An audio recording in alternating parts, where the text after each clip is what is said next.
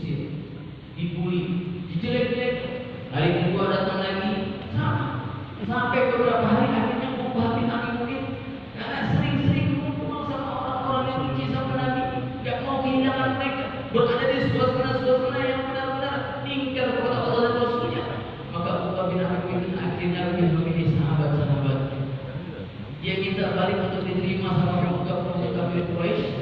Maka para pemuka kafir Quraisy khususnya Sumayyah yang merupakan sahabat dekat dari Uqbah bin Abi Mu'ayt memberikan syarat, kalau kamu mau kembali lagi ke sini, maka syaratnya kamu harus letakkan dalam kitab kepada Muhammad ketika dia sedang bermunajat di dekat Ka'bah.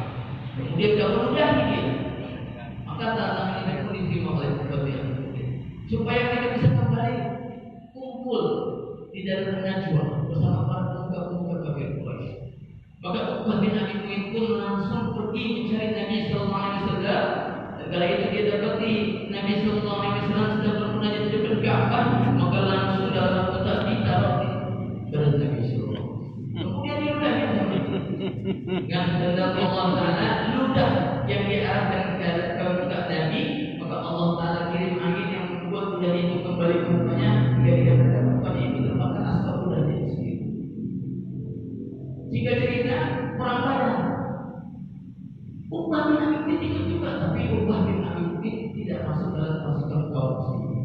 Mati bukan, tapi Uqbah bin Abi Mu'ayt mati tidak dalam keadaan syahid, tetapi sakit. Dia mati dalam keadaan syahid. Jamaah yang Allah Subhanahu wa taala, suasana kehidupan. Sehingga Allah Taala perintahkan, ya ayyuhallazina amanu taqullaha wa kunu ma'as-shadiqin. Kita diminta oleh Allah Taala untuk kumpul sama orang-orang yang sedih. Keterangan para alim ulama, siapa orang-orang siddiq? Orang-orang yang senantiasa keimanannya sempurna kepada Allah Taala. Kalau dimuliakan Allah Taala, awal kebaikan umat ini kata Nabi, awal sholat hadil umat ini yakin. Awal kebaikan umat ini dengan yakin dan sempurna kepada Allah Taala. Para Nabi alaihi wasallam Allah Taala hentakkan bagaimana memperbaiki hati-hati manusia. Wa ma arsalna min qablika min rasulin illa nuhi ilaihi annahu la ilaha illa ana. Tidaklah Allah Taala utus seorang nabi, seorang rasul untuk bagaimana mereka memperbaiki hati-hati manusia supaya hanya ada kebesaran Allah Taala dalam hati. Bahkan nabi-nabi pun juga mengalami hal ini. Nabi Musa alaihissalam, nabi yang memiliki gelar kalau Allah bisa dialog langsung dengan Allah. Menceritakan Nabi Musa alaihissalam ini selalu kemana-mana bawa tongkat. Maka kita tahu bagaimana mukjizat yang Allah Taala berikan melalui aspek tongkat yang dimiliki oleh Nabi Musa alaihissalam. Dilempar jadi ular, bisa membelah lautan. Sehingga Nabi Musa alaihissalam ini ada rasa ketergantungan sama Allah. Dialognya ada di surat Thaha. Ditanya sama Allah Taala Nabi Musa alaihissalam, wa ma tilka bi yaminika ya Musa? Apa yang ada di tangan kananmu wahai Musa? Maka Nabi Musa alaihissalam jawab, qala ya ashabi, ini adalah tongkat. Atawakkalu 'alaiha wa akhussu biha ala ghanami wa li fiha maridu ukhra. Ya Allah, tongkat ini begitu banyak manfaat. Aku bisa mengambil dedaunan untuk pakan ternakku. Aku bisa gunakan tongkat ini untuk menggembalakan ternak-ternak. Aku bisa bersandar dan beristirahat dengan tongkat. Banyak lagi manfaat. Seorang nabi yang langsung dididik oleh Allah Taala. Allah Taala mau mengajarkan kepada kita, kalau kita mati dalam keadaan cacat fisik, Allah nggak marah. Kita mati dalam keadaan amal-amal kita ada cacat, bisa disempurnakan dengan amal-amal yang lainnya. Tapi kalau kita mati dalam keadaan iman kita cacat, maka ini musibah. Maka Allah Taala mengajarkan kepada Nabi Musa alaihissalam, jangan sampai ada kebesaran selain daripada kebesaran Allah Taala di dalam hati kita. Maka Allah Taala perintahkan Nabi Musa alaihissalam, qala alqiha ya Musa, lempar tongkat itu wahai Musa. Tadi Nabi Musa alaihissalam mengatakan bahwasanya tongkat itu banyak memberikan manfaat. Tapi ketika Allah Taala perintahkan Nabi Musa alaihissalam untuk melempar tongkatnya, maka ketika Allah Taala ubah tongkatnya itu menjadi seekor ular. Abuha faizahiya hatta yuhayatu tashqa. Maka Allah ubah tongkatnya tadi yang menurut Nabi Musa alaihissalam begitu banyak memberikan manfaat. Maka ketika diubah menjadi ular, Nabi Musa alaihissalam berubah lalu mindsetnya bukan menjadi manfaat tapi menjadi dosa. Lari Nabi Musa alaihissalam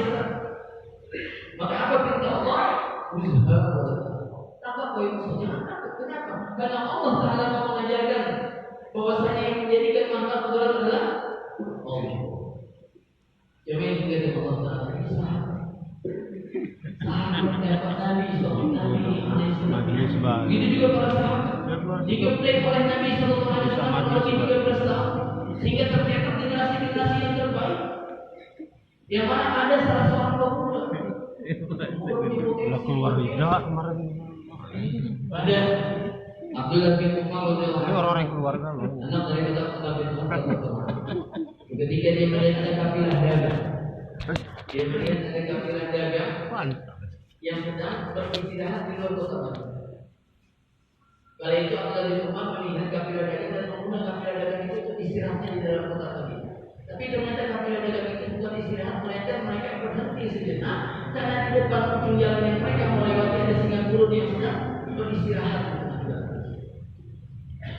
Maka Abdullah bin Umar radhiyallahu anhu langsung menghampiri singa tersebut.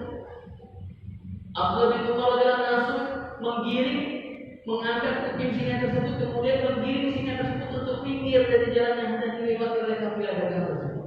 Maka kafilah dagang melihat anak muda menghampiri seekor singa, kemudian menjewer singa tersebut untuk menyingkir, takjub. Ditanya ketika dijawab oleh Abdullah bin Umar radhiyallahu anhu, aku mendengar Nabi Sallallahu Alaihi Wasallam bersabda, "Man khafa Allah, fawwadahu minhu kulla syai'."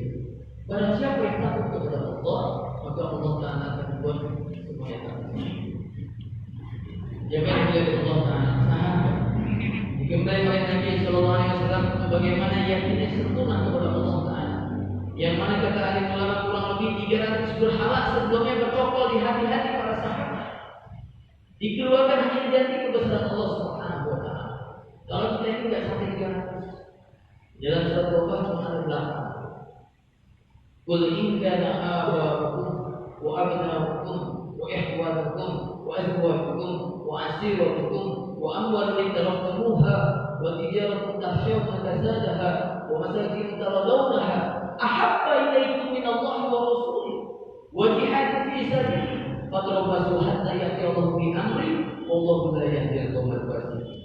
Ada 8 perkara di dalam surat At-Taubah yang mana kalau 8 perkara itu lebih kita cintai daripada Allah dan Rasulnya yang memperjuangkan agama Allah, maka kata Allah fatrabasu hatta ya'ti Allah bi amri wallahu la yahdi al-qawmal fasiqin. Bisa dimati dalam keadaan fasik. Maka jamaah yang dimuliakan Allah Taala, suasana ini berpengaruh kepada keadaan iman seseorang. Kalau suasana baik, maka insya Allah iman itu akan baik. Suasana akan baik kalau wujud amal yang baik. Amal yang baik wujud kalau hatinya baik kepada Nabi Sallallahu Alaihi Wasallam sabdakan, "Wa inna fil jasadi mudghah, wa in saluhat saluhat sa'iru 'amalihi, wa in fasadat fasadat sa'iru 'amalihi, ala wa hiya qalbi." Kata Nabi, sesungguhnya di dalam jasad ada segumpal daging, yang mana kalau daging itu baik, maka baiklah amal orang tersebut. Sebaliknya kalau segumpal daging itu buruk, maka buruklah amal orang tersebut. Ala wa hiya qalbi, ketahui kata Nabi itu hati. Hati yang dimuliakan Allah Taala yang kurang begitu luar biasa. Kalau hati baik, maka wujud amal yang baik. Kalau amal yang baik wujud di tengah-tengah kita, maka wujud suasana yang baik. Kalau suasana yang baik ada di tengah-tengah kita, Allah Ta'ala akan temukan keberkahan. Tetapi sebaliknya, kalau hatinya buruk, maka amalnya buruk. Sehingga apa yang wujud? Amal-amal keburukan. Yang naik nanti amal-amal keburukan. Sehingga yang turun bukan keberkahan-keberkahan, melainkan bala-bala musibah-musibah. Yang dimuliakan Allah Ta'ala, adalah bagaimana caranya kita menghilangkan kegelapan. Gimana? Caranya kita menghilangkan kegelapan mati lampu. Pasti nanti ada yang gorengan dinyalakan. Artinya kata alim ulama, kalau kita mau menghilangkan kegelapan, maka datangkan cahaya. Wa qul ja'al haqqa wa zahaqal batil innal batila kana zahuqa. Kalau yang hak kalau seumpamanya tengah-tengah kampung kita begitu banyak majelis-majelis yang lalai, majelis-majelis yang batil, kalau kita datangkan majelis yang hak, maka Allah Ta'ala datangkan majelis-majelis yang batil, majelis-majelis yang lalai.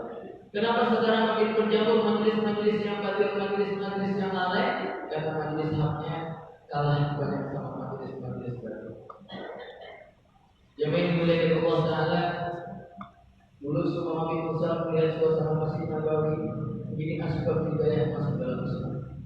Maka alim ulama meminta kita bagaimana untuk buat suasana. Tidak hanya cuma buat suasana atau tersuasana. Buat suasana yang kita itu. Kalau tersuasana pilihan itu. Pilihannya cuma buat suasana atau tersuasana. Maka jamaah dimuliakan Allah Taala, alim ulama meminta minimal kalau enggak di musim kita, kalau kebetulan sama pengurus-pengurus, karena ada pengurus yang ada dengan amal masih alim di musim kita. Tapi kita bisa buat di rumah-rumah kita. Nabi Sallallahu Alaihi Wasallam ketika hijrah ke Makkah, dari Makkah ke Madinah, berhenti di tanah Khalid bin Zaid yang biasa kita kenal Abu Ayyub Al-Ansari.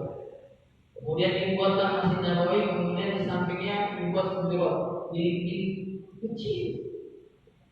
Sampai dalam satu riwayat Nabi Sallallahu Alaihi Wasallam ketika tidak sujud pada sholat malam berhalang sama kaki Sayyidatina Aisyah adalah kecil. Tapi luar biasanya Nabi katakan baik jannah. Rumah kecil, alat-alat kalah komplit sama kita. Mungkin rumah lebih besar sama kita, alat-alat fasilitas mungkin lebih komplit kita. Nabi kecil, fasilitas adanya, tapi luar biasanya Nabi katakan baik jannah. Kenapa? Karena di rumah Nabi dibuat suasana agama. Kalau dibuat suasana agama, maka Allah Taala akan berikan tempat terutama.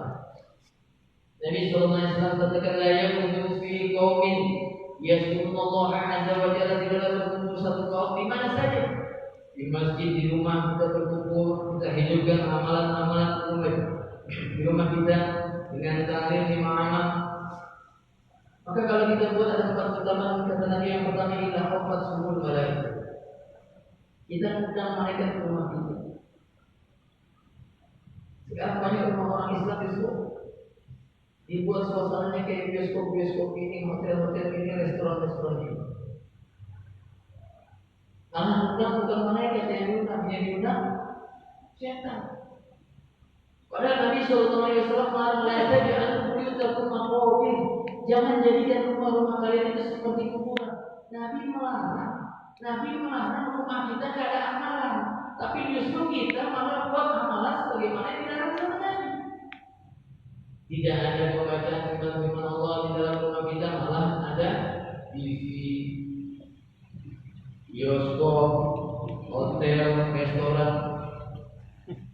Tapi kalau kita buat suasana agama di rumah kita, yang pertama tidak khafat suhul malaikat, Allah Taala akan perintahkan malaikat untuk kumpul di rumah kita.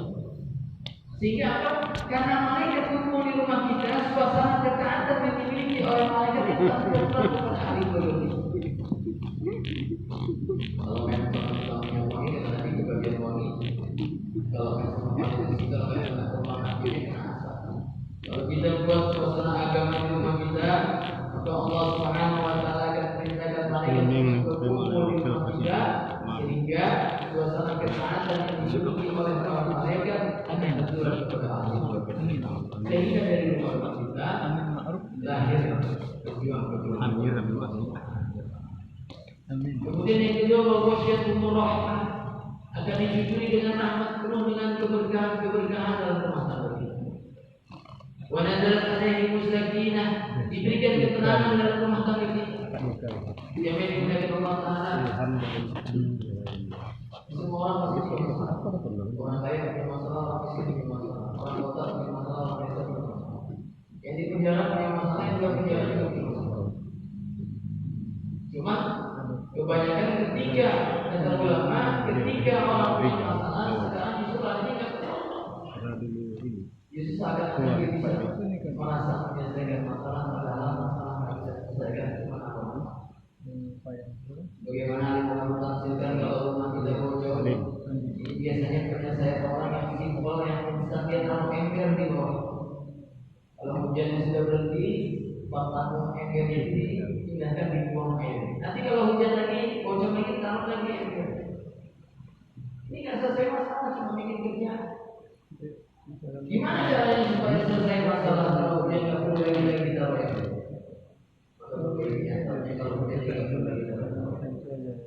Tujuan yang mulia kita semua. Nah, cuman banyak kata ulama ketika kita punya masalah surat tinggal kepada Allah Taala. Kadang-kadang kita bisa menyelesaikan masalah. Padahal tidak selesai masalah. Masalah satu merasa kita bisa selesaikan, nggak tahu datang lagi. Kita merasa bisa selesaikan, nggak tahu datang lagi. Padahal kata ulama kuncinya untuk bagaimana Allah Taala selesaikan masalah-masalah kita. Maka ulama meminta kita untuk memperbaiki hubungan kita dengan Allah. Wa may yattaqillaha yaj'al lahu makhrajan wa yarzuqhu min haitsu la yahtasib. Perbaiki hubungan kita kepada Allah Subhanahu wa taala, maka Allah Subhanahu wa taala akan selesaikan masalah kita. Allah Subhanahu wa taala akan berikan kita rezeki dari arah yang kita inginkan. Maka dia memberikan Allah Taala di depan kita ini ada momen. Dia punya masalah ini kesempatan kita untuk bagaimana menyelesaikan masalah dengan memperbaiki hubungan kita kepada Allah. Bagaimana Nabi Ibrahim alaihissalam?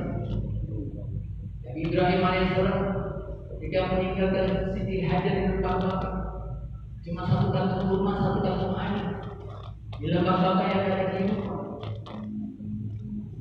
Tapi karena istrinya sudah dididik oleh Nabi Ibrahim alaihissalam sehingga keyakinan sempurna kepada Allah, suami saya mau pergi untuk memperjuangkan agama Allah, maka tentu Allah Taala tidak akan melarang.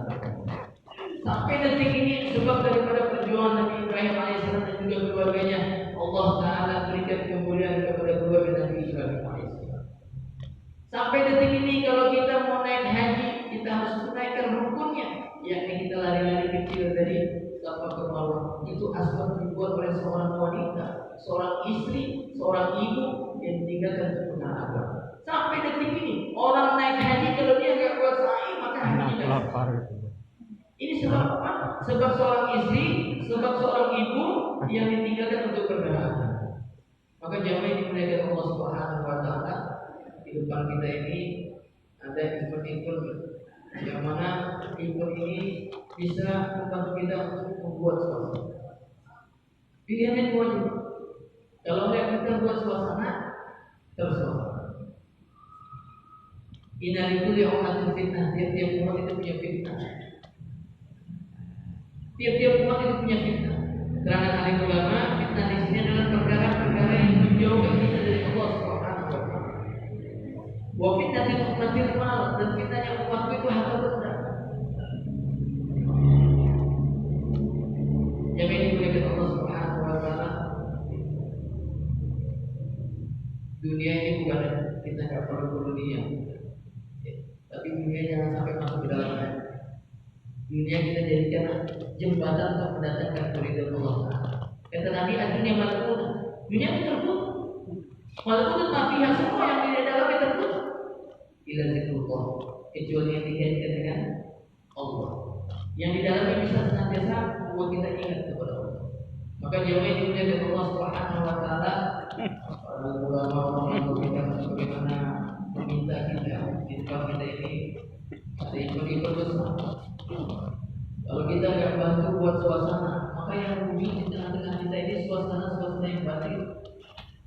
Kalau suasana batin wujud, maka jangan salahkan kalau nanti kiranya Allah Subhanahu wa taala tunjukkan kepada psikologis. Walaupun itu di tengah kampung-kampung padat, ma min rajulin yakunu fi qaumin ya'malu fihi bil ma'asi yaqdiruna ala ayyuhu alaihi wa yuqiruna illa asabahu Allah bi iqatin qabla ayam. Kita tinggal di satu kampung yang isinya abad. Ada satu orang yang bermaksiat kepada Allah. Ini satu kampung yang soleh-soleh ini ada kemampuan untuk mencegah hati tidak mau mencegah.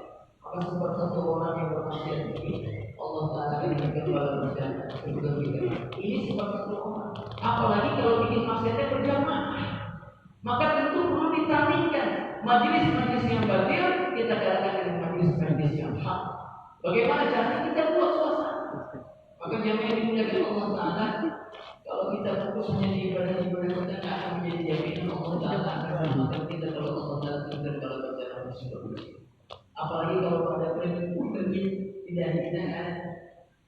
Satu riwayat Nabi Sallallahu Alaihi Wasallam menceritakan Allah Taala perintahkan malaikat Jibril alaihissalam. Ya Jibril, an-nikri madinatan kaza wa kaza bi ahliha. Jibril, hancurkan kota ini dan kota itu beserta para penduduk di kota itu. Ketika malaikat Jibril alaihissalam dan menunjukkan kalau bencana yang dituju, malaikat Jibril alaihissalam kembali laporan kepada Allah, ya Rabbi, inna fihim adaka fulana la nashika tarfata ain. Ya Allah, di kampung tersebut ada hamba-Mu ya Allah, senantiasa beribadah ya Allah, tidak pernah bermaksiat kepada-Mu ya Allah, walaupun sekejap mata. Harapan malaikat Jibril alaihissalam dengan sebab adanya orang yang senantiasa rajin beribadah, tidak pernah bermaksiat kepada Allah Taala, Allah Taala akan jadikan sebab ditampilkan atau dipindahkan pada bencana tersebut. Tapi apa perintah Allah? Ya Jibril, iklibha alaihi wa alaihi. Jibril, jatuhkan pertama kali bencana tersebut kepada si fulan yang ahli ibadah, baru para penduduk baik. Makin bingung malaikat Jibril, kok orang yang senantiasa beribadah tidak pernah bermaksiat kepada Allah Taala walaupun sekejap mata, justru ditimpakan baru bencana pertama kali. Maka Allah Taala kasih tahu alasannya, baginda wajahullah katakan biasa dan khot, karena di wajahnya tidak ada kerutan, tidak ada kerisau, asik sibuk ibadah dengan orang-orang yang ada di sekitarnya bermaksiat. Yang dimuliakan Allah Taala, di luar sana tidak bisa kita nafikan begitu banyak majelis yang berbeda. Kalau kita tidak ambil bagian, artinya apa? Artinya kita kalah buat suasana dengan majelis yang baik. Kita ini lagi perang antara yang hak dengan yang batil, majelis yang hak, majelis yang batil. Nah kita yang sudah dikenal dengan usaha ini. Yang mana kata Nabi Sallallahu Alaihi Wasallam, al-jannatu qurimat al-umami hatta tadkhula ummati. Tidak diperkenankan umat-umat terdahulu masuk surga sebelum umatku yang lebih dahulu masuk. Dikatakan oleh ahli ulama bukan karena segi ibadah kita, tapi Allah Taala persilahkan kita masuk surga lebih dulu karena kita diberikan tanggung jawab sebagaimana tanggung jawab yang diberikan oleh para nabi alaihi wasallam. Yang dimuliakan Allah Taala, kalau Allah dari SHP itu berkesinambungan. Hari pertama, hari kedua, hari ketiga. Sulaiman hari pertama 100 meter jatuh, jaraknya 200 meter. Baru naik udara bangkit nangis.